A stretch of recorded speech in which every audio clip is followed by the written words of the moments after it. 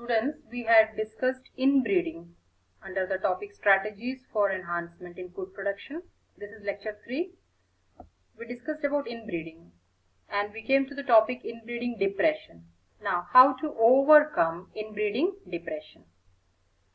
See, when you continuously inbreed within the same family, offsprings of the same male and female cattle, when they are inbred, there can be a stage when they lose fertility and the yield would be low, because the genes that go on accumulating, though they are superior genes, though they are desirable genes, they may stagnate at one level and may not express well.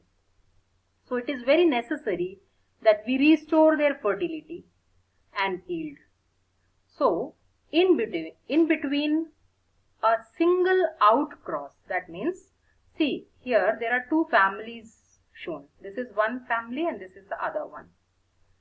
So these are the young ones belonging to this family, and even these parents of the two different families should not be related. That means they should not have a common ancestor here. But the breed should be same, very important, because we are trying to have the same breed further. So the breed should be same, but they should not be related in any manner. That means these animals and these animals should not be belonging to the same parents. That should be taken care of. So after a few generations, 3 to 4 generations of inbreeding, or even 6 generations, when we see that the fertility is lost, we can select one superior animal from that inbred population. Again, let me remind you, these 3 offspring shown are not born at the same time. It is born at different time, and we go on monitoring their characteristics, and out of them we select a superior animal. Suppose here it is a male shown. So this should be crossed with an unrelated superior female, because this is a male, or vice versa. So I wrote superior animals here. But again, breed should be same. So these two can be crossed at the stage when you feel that the yield is going low or they have lost the vigor. So such a cross from in the family outside their own can bring down progeny which are again with high fertility and yield. So this can restore. This method, it's also called outcross. We will be reading this technique under outbreeding, but this is one step where we can overcome inbreeding depression and restore the fertility and yield of the progeny. And again, inbreeding can be done. Every time you need not do this step, but once in 4 to 6 generation, when the vigor is lost, you can do this step. Now, coming to the next type of breeding, outbreeding. What is the definition? Breeding of unrelated animals. Inbreeding, it was related. Here, unrelated animals may be between individuals of the same breed. May be, not necessarily, but one of the step is between the same breed. But there are also with other breeds. Having no common ancestors, very important. This is something very important you have to keep in mind, very clear for examination point of view. Outbreeding, the different types, how is it different from inbreeding, how are they different from each other, all those things. So they should not have any common ancestor on either side. Whichever method we are seeing, everywhere this is applied. No common ancestors on either side. Either side means not on the male side, neither on the female side. At least for 4 to 6 generations, there should not be any link between the two groups that you are selecting. So we go with outbreeding. Main thing, unrelated animals, types, outcrossing, which we already discussed as an approach of overcoming inbreeding depression. It will be the same now. Then crossbreeding, and the third one, interspecific hybridization. Coming to the first one, outcrossing. This is same as I already discussed in inbreeding, overcoming inbreeding depression. See. So mating animals, what is the definition? Mating animals between the same breed having no common ancestors. Breed should be same but not related in any way for 4 to 6 generations. So you have two families here, both same breed. You select the superior from one, You cross it with a superior animal of the other and you get a progeny. So this progeny is called outcross. They are referred as outcross.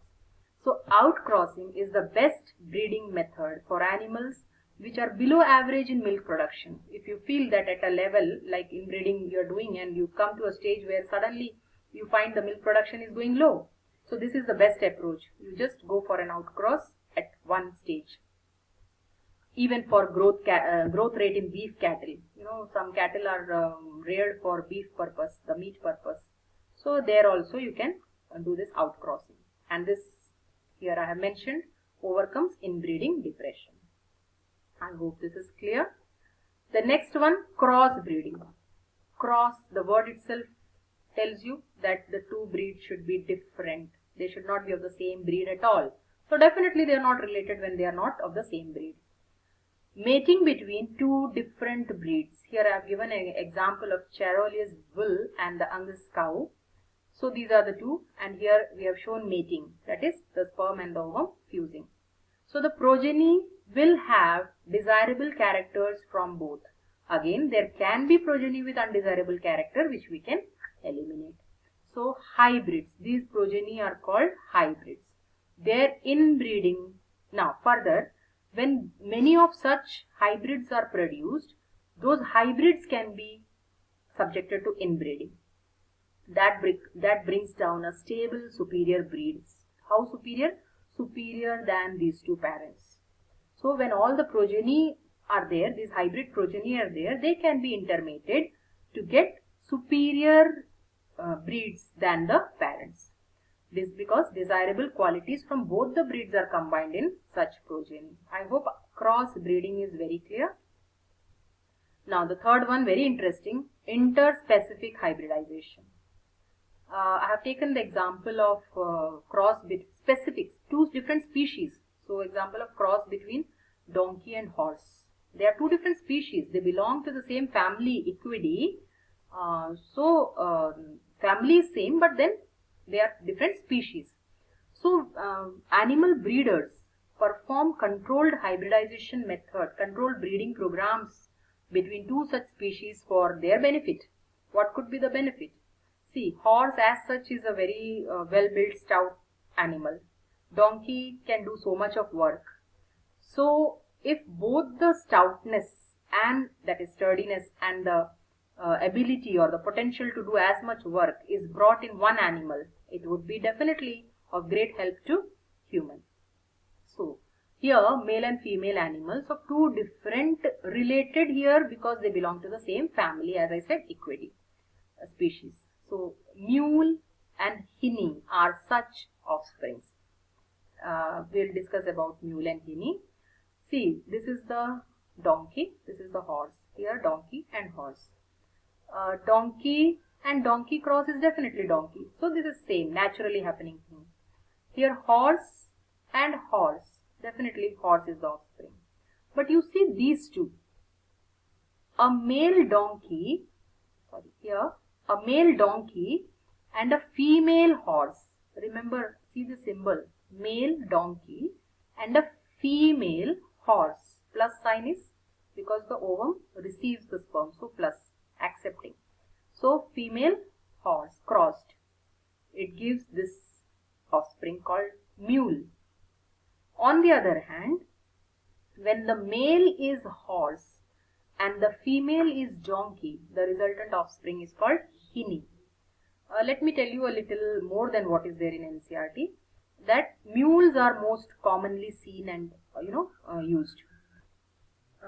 Success rate of producing hinny through controlled breeding experiments is not so high, whereas mules are quite often seen around.